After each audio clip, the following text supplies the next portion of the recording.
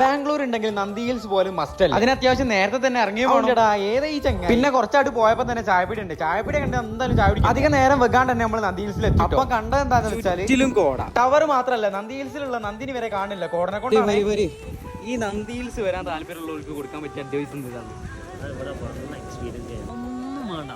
ഈ ഫോണോ ഒലക്കൊന്നുമില്ലാണ്ട് ഒരു കുറച്ച് ഇങ്ങനെ ഇങ്ങനെ നോക്കി മൊത്തത്തിൽ നോക്കി എനിക്ക്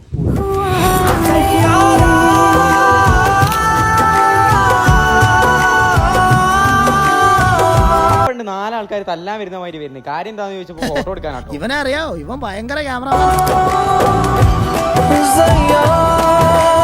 തണുപ്പുണ്ടോന്ന് ചോദിച്ചാൽ അത് കണ്ടു. പിന്നെ താഴോട്ട് ഇറങ്ങിയതും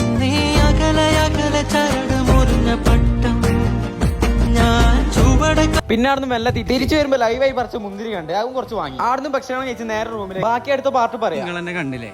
അപ്പൊ വന്നോളി, കണ്ടോളി, പോയിക്കോളി. അപ്പൊ ഓക്കെ, ബൈ.